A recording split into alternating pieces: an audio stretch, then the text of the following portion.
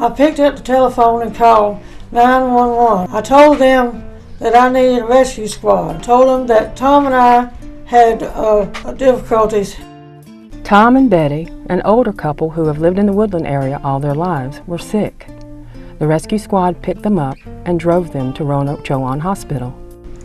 They took us both into emergency department, and they gave me something for my pain. Kidney hurts really bad, and they gave me something for the pain and an IV to make me comfortable.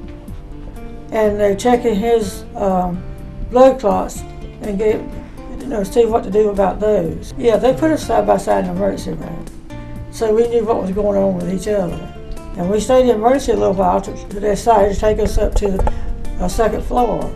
They were very kind to us in the emergency room. They all were checking on us and making sure we were very comfortable. Betty, who has been blind since birth, was suffering from kidney colic, and Tom had severe pains in one of his legs. The ED staff kept the couple close to each other and explained what was happening to Betty. They tended to Tom first, finding a blood clot in his leg. He was admitted and taken upstairs to a room. They treated and released Betty and made sure she got back to Tom's bedside. What I would really like for everybody to hear from me as Tom and Tom's sister and their caregiver along with Betty's mother is that the care and compassion that was shown to Tom and Betty when they were at Roanoke-Chowan Hospital was just amazing. I have been a nurse manager for 30 years, and I have never seen a group of nurses and aides who provided more compassionate and caring service than Tom and Betty received. The social workers were wonderful. The doctors were fabulous. They went back and forth between the rooms to tell Tom and Betty what was happening with each one of them. One of the things I think that was the most striking to me was Tom had an accident with his leg. He wasn't able to get to the restroom, and he had an accident in the bed. And the aide who came in to help him get cleaned up talked to him the entire time and treated him as if it were a privilege to her to be able to help him. It was the most wonderful thing that I have ever heard. I was outside in the hallway, and it made tears come to my eyes that anyone could be so kind and so gentle with someone else in that situation. It was wonderful.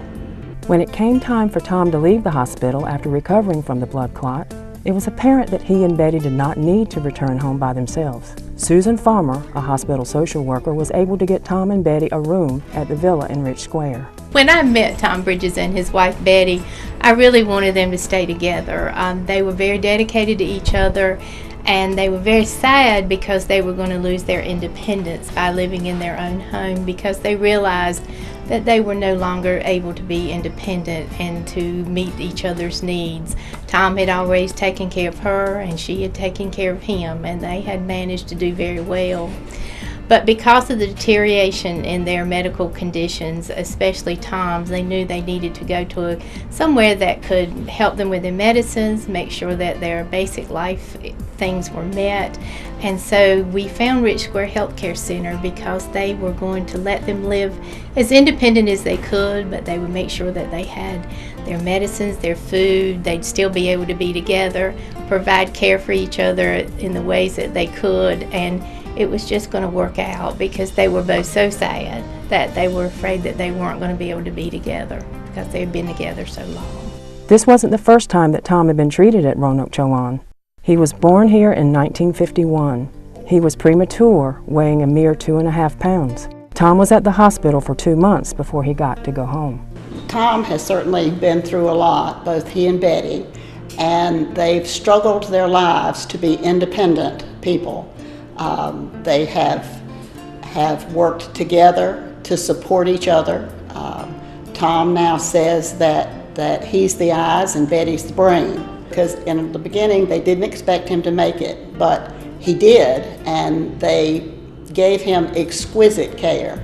And I think the thing that's so important to me is the fact that now, as a 60-year-old man with multiple difficulties, he has received the same kind, loving care that was shown to that 2.5-pound baby 60 years ago.